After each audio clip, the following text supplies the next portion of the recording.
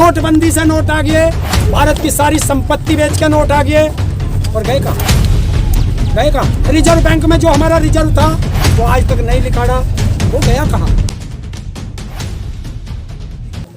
अब उससे पूछो ना कि वो जो काला धन आया वो आ गया, जीएसटी से नोट आ गए, नोटबंदी से नोट आ गए, भारत की सारी संपत्ति बेच के नोट आ गए, और गए कहाँ?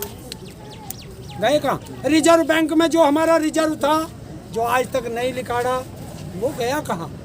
लेकिन मोदी सरकार में पहली बार हुआ कि जीएसटी से ज़्यादा जो टैक्स आता है हमारे देश में, उससे भी ज़्यादा जो टैक्स आ रहा है ना वो आ रहा है पेट्रोल डीजल से। पेट्रोल डीजल है किसका? अंबानी का। और अंबानी किसका यार? मोदी का यार। और तेल 200 के पार क्यों? सरसों का। क्योंकि उसका सबसे बड़ा व्यापारी कौन? अडानी।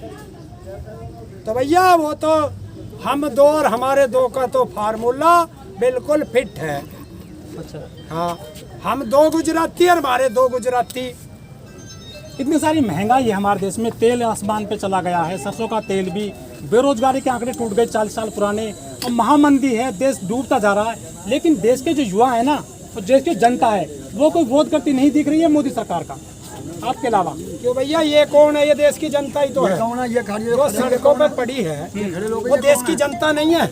ये कौन है? ये जनता और दूसरी चीज, जो स्टूडेंट है उन्होंने आंदोलन किया, क्योंकि इनका एक फार्मूला है आरएसएस का कि जो भी इनका विरोध करे उसे देशद्रोही कह दो।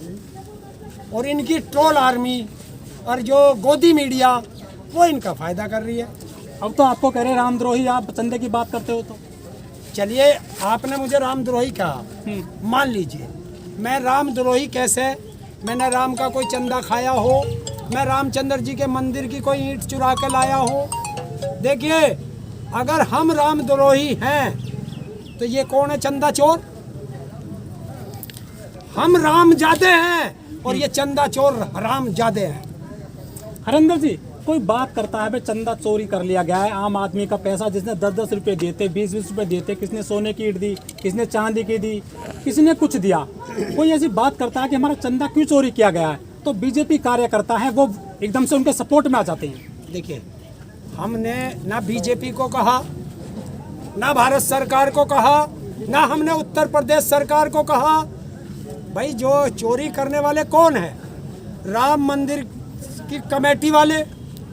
अगर चोर को हम चोर कहते हैं और तुम उसके सपोर्ट में आते हो, तो चोर की मदद करने वाला भी उतना ही गुनाहगार है जितना चोरी करने वाला। और भारत के प्रधानमंत्री का सेक्रेटरी नृपेंद्र मिश्रा, क्या नाम है उसका, वो उस कमेटी का मेंबर है। तो क्या प्रधानमंत्री को पता नहीं है? क्या उत्तर प्रदेश के मुख्यमंत्री को पता नहीं है कि जब हमारी जमीन का सर्किल रेट 5 करोड़ 80 लाख रुपए था, तो वो 2 करोड़ में उसकी रजिस्ट्री कैसे हुई? और जबकि डीएम भी उस कमेटी में, तो है ना लूट। तो वो तो इस आरोप को खारिज कर रहे हैं ना, खारिज कर रहे हैं इस आरोप को। यार, वो उन्होंने तो बताया, इनका गोबर पात्रा आके टीवी पे दिखा रहा कि 2 करोड़ में यो खरीदी और 18.5 में बेची। तो बता, 2 करोड़ का बेनामा कैसे हुआ? जवाब दे। और दूसरी चीज, कल एक महाराज और बैठा था, उसने कहा 135 खसरा नंबर की जमीन मैंने दान की है ट्रस्ट को, और वही जमीन जो वहाँ का मेयर है उसके भतीजे ने फिर ट्रस्ट को बेच दी, बेनामा कर दिया 2.5-3 करोड़ में। कितने में? पैसा खा गए। तो भैया, वहाँ तो ये हो रहा, राम नाम की लूट सके तो लूट। हरिंदर जी, अभी तो जमीन जो प्राथमिक चीज होती है उसमें घोटाला। एक मिनट रुको, एक मिनट रुको। ये जमीन घोटाला तो एक टेलर है, पिक्चर अभी बाकी है। ईंट, सीमेंट, रोडी, बदरपुर, पत्थर और मूर्ति, अच्छा, सब पे घोटाला आएगा। फिर दुकान आवंटन होंगी, उन पे घोटाला आएगा। तो घोटाले का अड्डा है या मंदिर है? अड्डा बना रहे। जो इन भगवान प्रभु राम में जो 115-20 करोड़ लोगों की श्रद्धा थी, जिन लोगों ने पैसा दिया, ये उसका अड्डा बना रहे हैं। लेकिन देश के जो भगवान प्रभु राम को मानने वाले हैं वो इसे बनने नहीं देंगे, बेनकाब कुछ करेंगे। लोगों का कहना है कि आरोप लगाने वाले तो आरोप बरसों से लगाते रहे हैं और अभी भी राम मंदिर बन रहा है तो उसमें अड़चन अड़का रहे हैं, अपना नहीं, रोड़ा भगवान अड़का राम का रहे हैं। मंदिर बनना चाहिए, लेकिन जो ये चंदा चोर हैं ये जेल जाने चाहिए। किसने मना करी भगवान राम का मंदिर बनाने को? बनना चाहिए, सबकी आस्था है, पैसा आ गया। पहले 1400 करोड़ का घोटाला कर चुके हैं लोग, बार बार कितना चंदा देगी देश की जनता?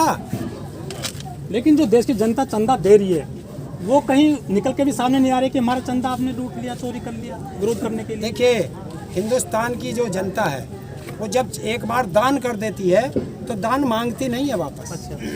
दान दिया हुआ वापस नहीं लेता हिंदुस्तान का नागरिक। तो ये तो वो है, दान दे दिया, अब उसे वापस थोड़ा ही मांगेगा कोई। ये तो प्रभु राम का मंदिर बनाने के लिए दिया हमने, और ये उसमें लूट मचा रहे हैं। तो ये जो चुनाव आ रहे हैं 2022 में विधानसभा के यूपी में, कुछ ये मामला आएगा उसमें? देखिए, देश की जनता समझ चुकी कि ये हिंदू धर्म पे का नाम पे और हिंदू के सबसे बड़े ठेकेदार बन के ये हिंदू के धर्म के सबसे बड़े दुश्मन अगर कोई है तो वो बीजेपी और आरएसएस है। अच्छा जी, हरिंदर जी, 2014 में चुनाव लड़ा था मोदी जी ने कि काला धन लाएंगे, लेकिन मोदी जी उस पर 2 शब्द नहीं बोल रहे हैं। उस जो 220% बढ़ गया है काला धन स्विस बैंक में। यार चोर चोर मौसेरे भाई कैसे बोल जाएंगे? चोर भी मैं और थानेदार भी मैं कैसे बोल लूंगा भाई? देश लूट रहा है तो ये फिर मैं वही शब्द बता देता हूँ कि जिस तरह रोम जल रहा था और वहाँ का जो राजा था नीरो वो बंसी बजा रहा था, और आज भारत लूट रहा है और हमारा जो राजा बना बैठा है वो अपना महल बना रहा है, महल में बैठा। आप कह रहे हो देश लूट रहा है, लेकिन वहीं दूसरे लोग कह रहे हैं कि देश का डंका बज रहा है विदेशों में। देखिए, कौन कह रहा है? आरएसएस का होगा या बीजेपी का होगा? तीसरा आदमी बता दो, देश का जो देशभक्त होगा उससे पूछवा दो। अभी भी आरएसएस अभी भी हमारे प्रधानमंत्री लोकप्रिय हैं, सबसे ज्यादा लोकप्रिय हैं अभी भी। किसने बताया? एजेंसी सर्वे बता रही है। किसने करा? विदेशी एजेंसी। कोई विदेशी एजेंसी नहीं, एबीपी न्यूज है, और उस पर वही रूबी का लियाकत है जो अभी कोविड में कांग्रेस वालों से और विपक्ष वालों से बेड मांगती फिर रहती और वो इंजेक्शन मांगती फिर रहती और ऑक्सीजन मांगती फिर रहती, फिर आ गई। इन्हें शर्म नहीं आती कि देश के इतना खिलाफ बोल के सांझ को ये अपने बच्चों से कैसे नजर मिलाते होंगे? अच्छा, तो क्या लग रहा है 2022 में कुछ किसानों को आंदोलन असर डाल पाएगा? बिल्कुल, हमने वो खुराक बना दी ना, अब तो रोज एक टैबलेट दे रहे हैं ना, इनकी मिर्गी ठीक कर देंगे 3 साल में। लेकिन मोदी योगी जी कहते हैं दंगे की 24 सरकार बनेगी हमारी। अरे ये तो बंगाल में भी कहते थे कि 200 पार, और नहीं गई तो इस्तीफा। सुबह ही पूछ लो गृह मंत्री कब इस्तीफा दे रहा। 300 पार। अभी किसान नेता जैसे ट्वीट करते हैं, राकेश टिकैत जी का ट्वीट आया था कल कि अपने ट्रैक्टर तैयार रखें, आंदोलन तेज करने की हाँ, बिल्कुल जरूरत करेंगे है। तेज। तेज नहीं करना, आंदोलन तो करना है, और आंदोलन से तो जीतेंगे। आंदोलन से 1906-7 में हमने अंग्रेज हराए 9 महीने। भगत सिंह जी के चाचा स्वर्गीय अजीत सिंह जी ने 9 महीने आंदोलन किया था अंग्रेजों से, तब जीते।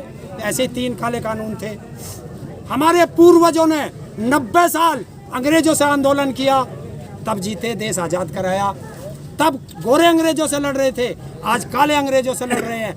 तब भी देश की आज़ादी की लड़ाई थी, आज भी देश की आज़ादी की लड़ाई। नहीं, अब तो देश आजाद है, आजादी की लड़ाई कहाँ है? आज़ाद कहाँ है? आज- देश आज़ाद में भगवान राम का चंदा खाया जा रहा। देश आज़ाद में देश की संपत्ति 2 उद्योगपतियों को बेची जा रही है। ये आज़ाद है? कौन कह रहा आज़ाद? ये प्रजातंत्र था, लेकिन इसको इन्होंने राजतंत्र बना दिया। बताइए, कोई बताए बीजेपी की सरकार है क्या? जो कहेगा नू कहेगा मोदी की सरकार। तो मोदी कौन है? एक आदमी, इसका मतलब राजा बनना चाह रहा, और देश की जनता इसको किम जोंग नहीं बनने देगी। मोदी जी ने तो देश हित के लिए घर बार भी छोड़ दिया, आप उन पे आरोप लगा रहे हो। और जो बाकी हैं, वे जो बाकी हैं तो वे सारे चोर हैं। बाकी सांसद जो हैं 544 जो शादीशुदा हैं, वे सब चोर हैं। और घर बार कब छोड़ा? चोरी करके भगा अपने घर। इसके भाई का स्टेटमेंट है।